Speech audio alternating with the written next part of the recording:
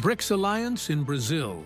Africa's giants look east, while the world's eyes were on Brazil, where leaders from major developing countries convened for the 17th BRICS Summit, July 6th to 7th, 2025, under the theme Strengthening Global South Cooperation for More Inclusive and Sustainable Governance. African heavyweights like South Africa's President Cyril Ramaphosa and Nigeria's President Bola Tinubu were at the table, with Egypt and Ethiopia newly admitted as full BRICS members. We cannot be passive participants in global decision-making, Nigeria's Tinubu declared, calling on the Global South to be the architects of a future that addresses their people's needs. While something else was unfolding in Washington, on July 8th, U.S. President Donald Trump quietly hosted 5 African presidents in the White House. Not Egypt, not Nigeria, not South Africa, but smaller, strategically vulnerable nations like Sierra Leone and Senegal. The same Trump who once referred to African countries as shitholes is now extending handshakes and offering deals. But behind the smiles lies something far more sinister, a calculated effort to exploit, divide, and reassert American control over a continent that is rapidly slipping from its grip.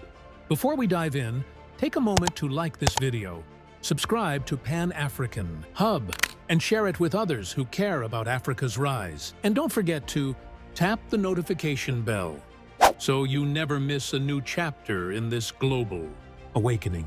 Courting the shithole countries, a White House meeting of contradictions. Meanwhile, in Washington on July 8-9, Trump's focus was not on Africa's biggest economies, but on 5 smaller states from West and Central Africa. The presidents of Liberia, Joseph Boakai; Senegal, Bassirou Diomaye Faye; Gabon, Brice Oligui Nguema; Mauritania, Mohamed Ould Ghazouani; and Guinea-Bissau, Umaro Sissoko Embalo. Countries with relatively modest GDPs but significant strategic value were ushered into the White House with much fanfare. In a dramatic about-face from his earlier rhetoric, Trump laid out the red carpet for nations he once dismissed in crass terms. It was only a few years ago, in January 2018, that Trump infamously referred to African countries as shithole countries during an Oval Office meeting. Now, cameras rolled as he greeted these very nations' leaders with smiles and warm handshakes. Trump's tone had shifted from insult to flattery. All very vibrant places with very valuable land, great minerals, and great oil deposits, and wonderful people, he declared of the countries represented at the lunch. The U.S. President beamed as he extolled Africa's great economic potential, a definite shift from his first term, when such countries were spoken of only with contempt. The scene was almost surreal. A leader known for America first, nationalism now portraying himself as a friend and partner to Africa. But his praise came with a telling emphasis. He singled out what really made these nations vibrant in his eyes: their rich natural resources. For the 5 African presidents in attendance, the meeting was an opportunity, both enticing and uneasy. On one hand, they basked in the international spotlight, a chance to elevate their standing by appearing alongside one of the world's most powerful men. Each leader spoke in turn, adopting a flattering tone to commend Trump's supposed peace efforts and leadership. Some seemed eager to please. They heaped praise on Trump and even competed to list their nation's untapped treasures: oil, gold, diamonds, rare earth metals, like salesmen showcasing wares. We have a great deal of resources, a lot of opportunities to offer in terms of investment, Mauritania's President Mohamed Ould Ghazouani touted, naming his country's deposits of manganese, uranium, and possibly lithium.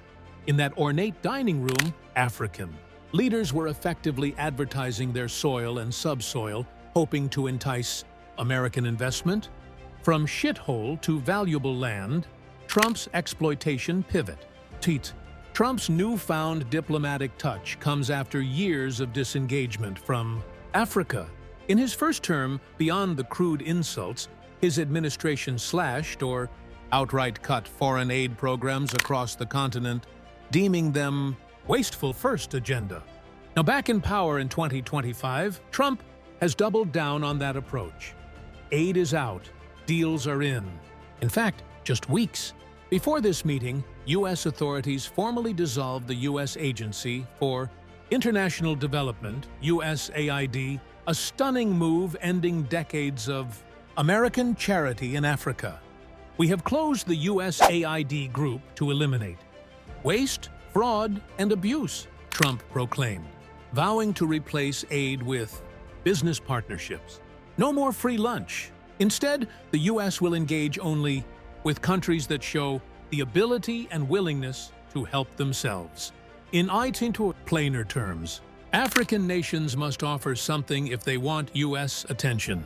It's no coincidence that the 5 countries invited to Washington, though small in population, sit on untapped riches. West and Central Africa are home to troves of oil, gold, bauxite, uranium, phosphates, and rare earth elements. Senegal and Mauritania, for example, have newly discovered offshore gas, fields and mineral deposits. Liberia boasts gold and diamonds. Gabon is rich in oil and manganese. Guinea-Bissau holds bauxite and offshore oil prospects. These resources, critical for global industries from smartphones to electric vehicles, have caught Washington's eye. By inviting leaders of resource-rich, yet economically weak states, Trump signaled what his real priorities are in Africa. African countries offer incredible commercial opportunities that benefit both the American people and our African partners, a White House official explained, outlining a strategy centered on trade and investment, particularly in West Africa's critical minerals sector. The message was clear. The U.S. is interested in Africa not for charity or development aid, but for business deals that secure access to valuable minerals and markets. At the White House lunch, Trump leaned hard into this trade not aid narrative. He promised a pivot from aid to trade in West Africa, presenting it as a win evolution. In front of the press, he hailed the visiting nations as examples of self-reliance, praising their very valuable land and resources in the same breath. The American president even touted trade as his preferred diplomatic tool, bragging that he uses U.S. commerce as leverage to stop conflicts. "You guys are going to fight. We're not going to trade," he quipped to the African leaders, and we seem to be quite successful in doing that. It was a stark illustration of Trump's transactional worldview. Peace, from his perspective, could be bought by the promise of business. And conversely, countries that cross Washington might find themselves cut off economically. Notably, as Trump spoke, his administration was preparing higher tariff notices for certain developing countries, though these 5 African nations were spared. A sign of favor for now. Critics argue that behind the smiles and handshakes, America's intent is unmistakably self-serving. Washington's renewed outreach comes at a time of intensifying great power competition in Africa.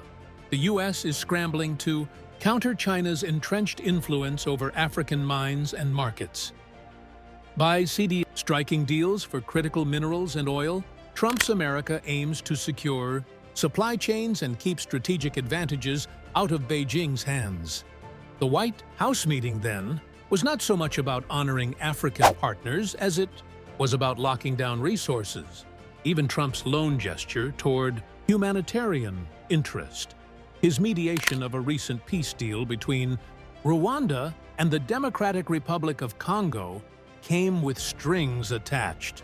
That U.S.-brokered truce was widely seen as part of a bargain to give American companies greater access to the DRC's vast mineral wealth, especially cobalt and lithium needed for high-tech batteries. As one observer noted wryly, it looks like a peace for exploitation arrangement, where conflict resolution conveniently opens the door for U.S. mining investments. Like, subscribe and hit the bell. Africa's story is unfolding, and you don't want to miss a second. a new scramble for Africa. Pan-African critics speak out. From a Pan-African perspective, Trump's charm offensive with Africa's smaller states is viewed with deep skepticism, even anger. Across the continent, analysts and activists point out that this courtship of weak nations follows a familiar historical pattern. They liken it to the 19th century scramble for Africa, when colonial powers carved up the continent in pursuit of resources, or to the more subtle neo-colonial tactics that African revolutionaries long warned about. "There's no such thing as a free lunch," quipped a professor from Guinea-Bissau, noting that Trump's outreach is unlikely to bring real benefits to the African people. All 5 leaders at the White House head regimes plagued by internal challenges, from corruption to democratic deficits, yet Trump showed little concern for governance or human rights. What mattered was that these presidents were willing to play ball, to align with Washington's priorities and offer up access to their country's wealth in exchange for U.S. favor.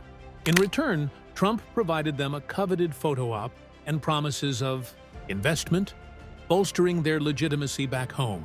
It's a transactional deal.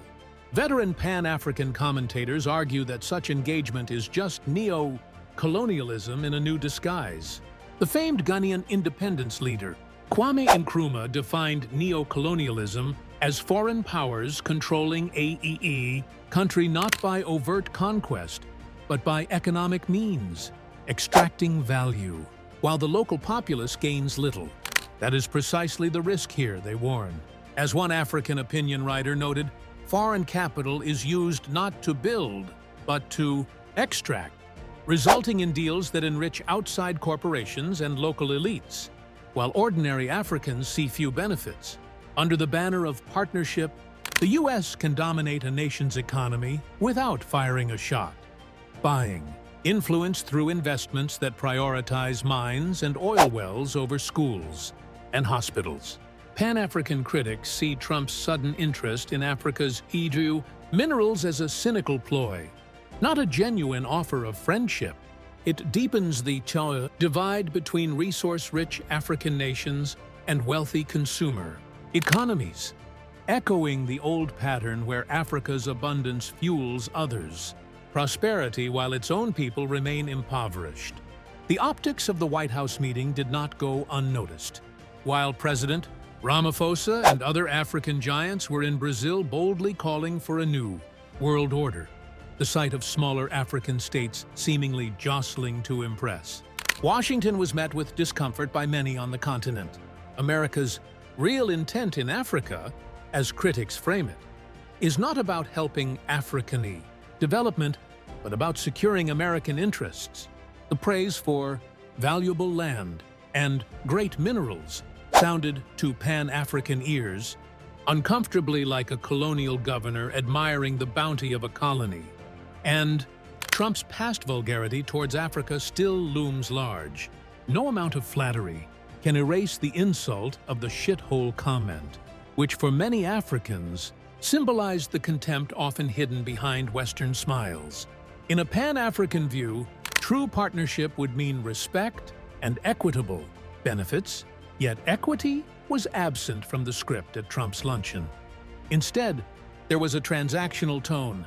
African leaders spoke of what they could give, and the U.S. president dangled the prospect of deals if it suited America's strategic needs, choosing Africa's future.